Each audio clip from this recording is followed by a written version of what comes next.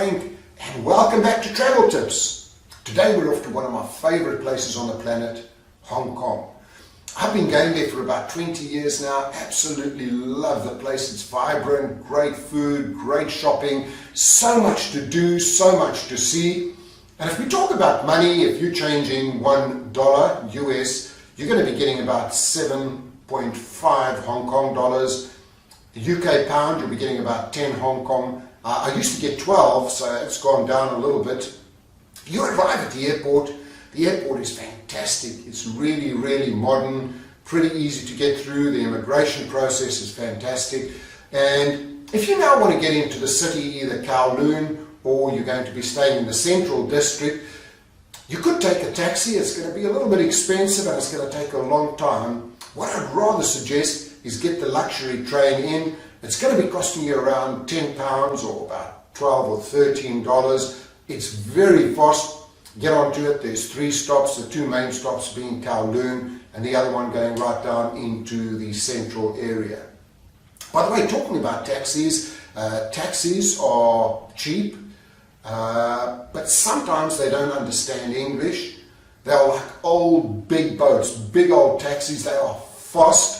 And they're really, really efficient, but you will sometimes find yourself sitting in traffic. So what I say to everybody is, if you're going to Hong Kong, use the MTR or the tube. It is modern, it is wonderful, it is clean, it is organized, and almost every 2 minutes there's a train.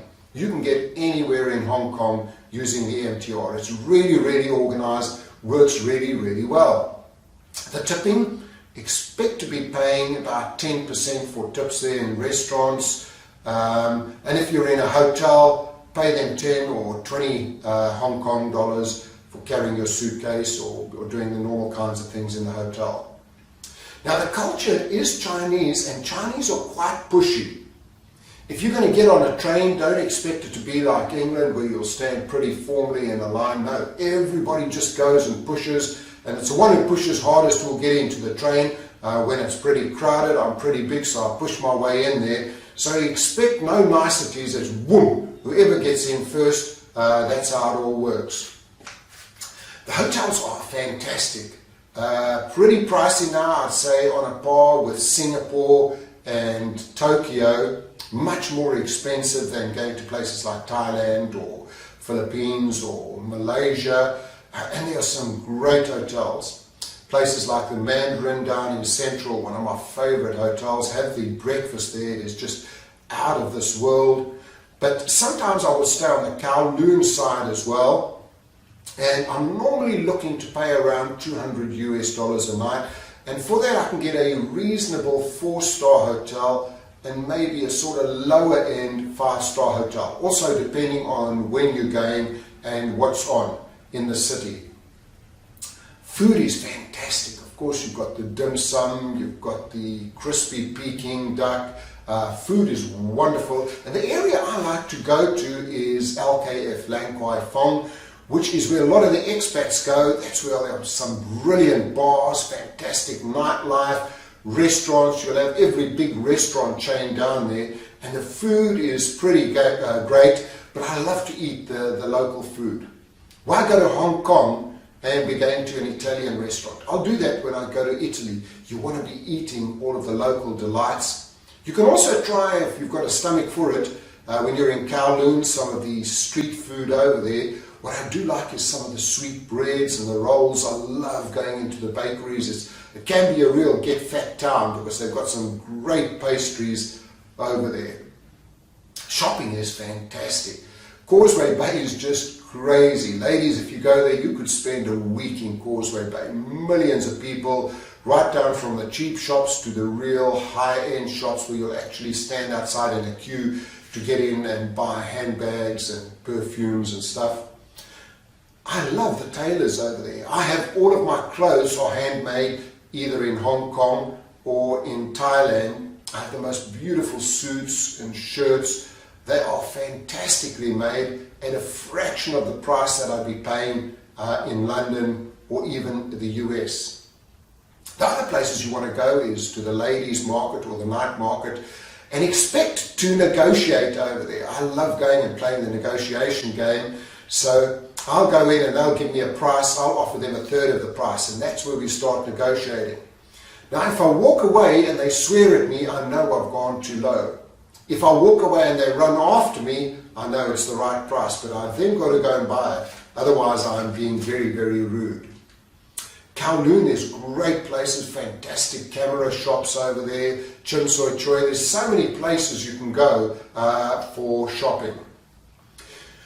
Drinking water over there, I always buy bottled water, and most hotels will give you bottled water as well. It's one of the countries where I just wouldn't take a chance on drinking the local tap water. You could if you want to, but I stick to the bottled water.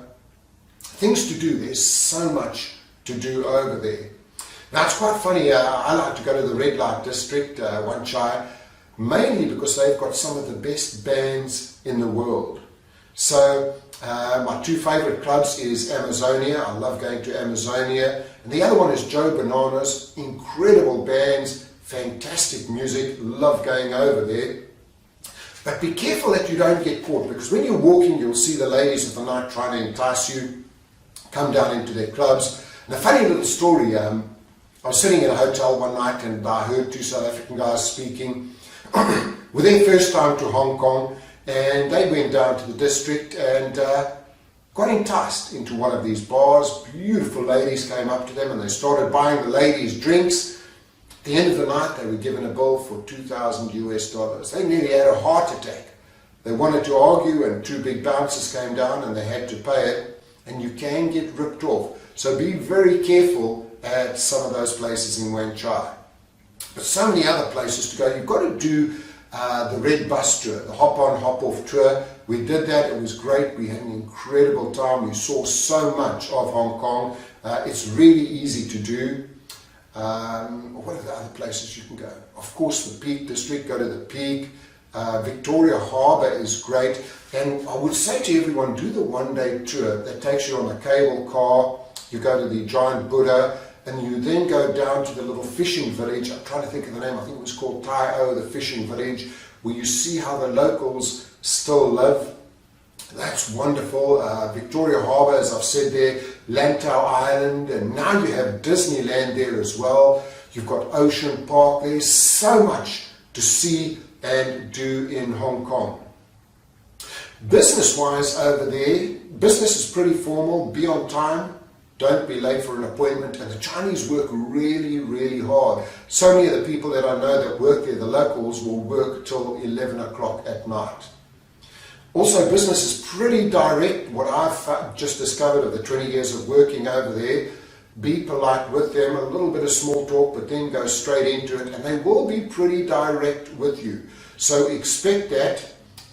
What I also like about them is they will say yes or no. They will make a decision. Not like if I'm in one of the Arab countries, they won't make a decision and then the last moment phone me and say, we want you to come over and speak to us.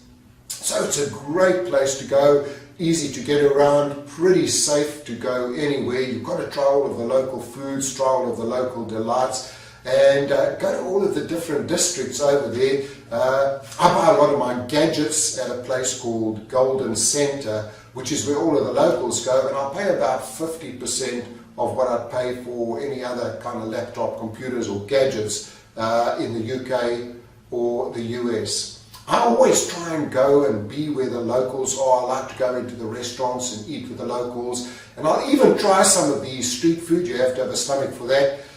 But as I say, some of those sweet buns, oh man, they are just beautiful. So I've been going there for 20 years. I'll keep going over there as long as I can. I love the place. If you get the opportunity, go over to Hong Kong. Hey, this is Frank. Good travel.